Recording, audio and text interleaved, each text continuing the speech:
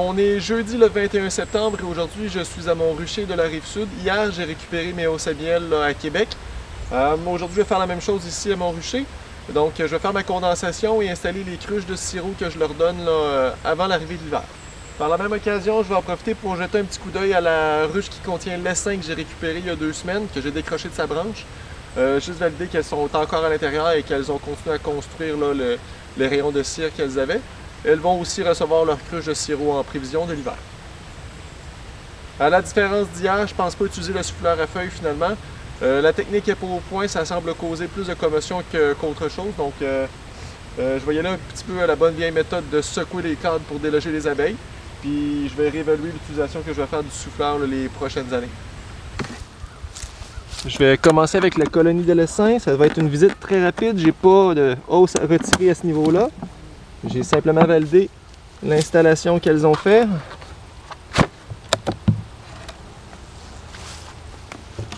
La cire est tombée pour certains cadres.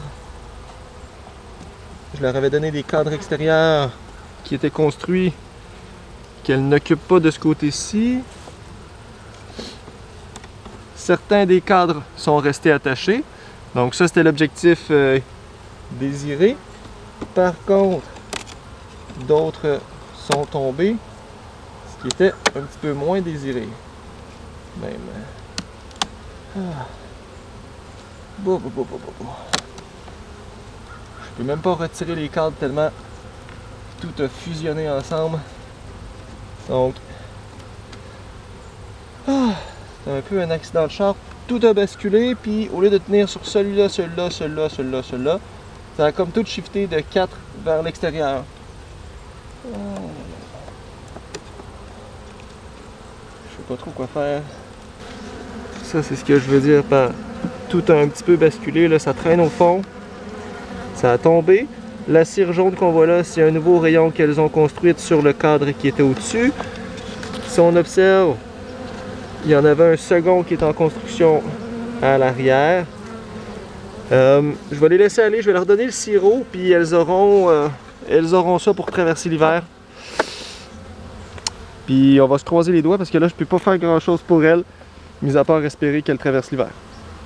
Par contre, ce que je peux faire, c'est que je vais transférer les cadres de cire sur l'extérieur parce que là, elles ont l'air de venir occuper celui-ci.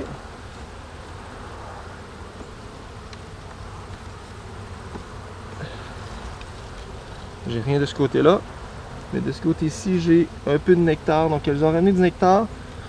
On va espérer qu'elles se tiennent principalement de ce côté-là cet hiver. J'ai des cadres de cire construits que je leur avais donnés.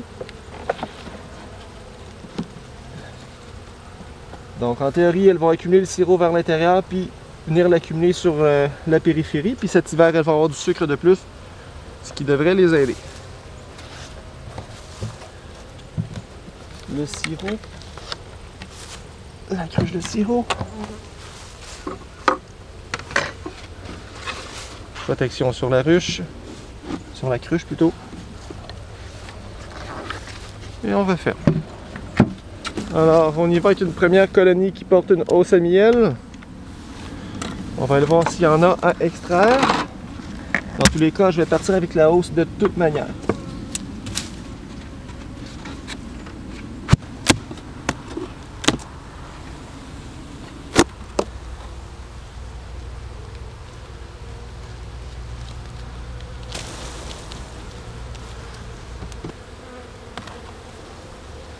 Miel.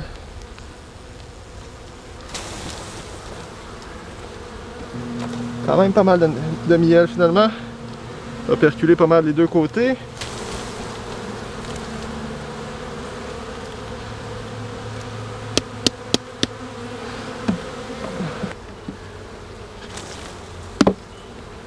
À peu près rien.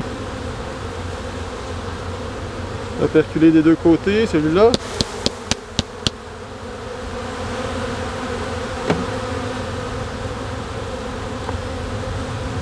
Lui aussi.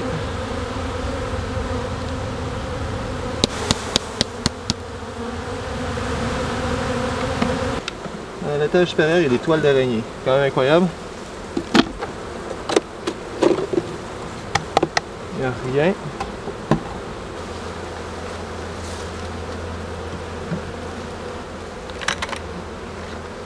Je vais mettre la cruche de sirop. La cruche de sirop s'installe.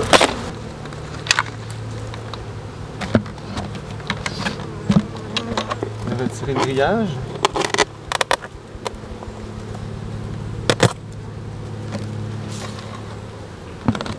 Ça. La protection. On referme. Hop. La protection. Et on referme.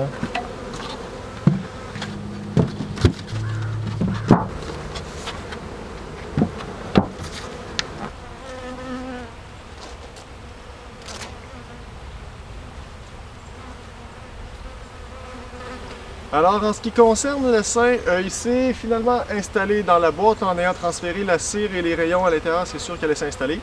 Par contre, ça n'a pas eu les résultats que je comptais avoir. Là. La cire, ils ont mangé les élastiques tels que prévu. Par contre, ils n'avaient pas pris le temps d'installer la cire comme il faut avant. Et donc, tous les rayons de cire se sont affaissés sur le fond de la ruche. Mais ils en ont construit des nouveaux qui partent du haut vers le bas.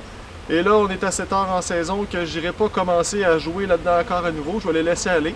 La seule différence, c'est qu'elles ont 2 ou 3 cadres de cire déjà construites où elles vont pouvoir accumuler du sirop. Elles ont eu du sirop comme les autres colonies. Et là, en ayant du sucre aussi cet hiver, normalement, elles devraient être en mesure de passer l'hiver sans trop de problèmes.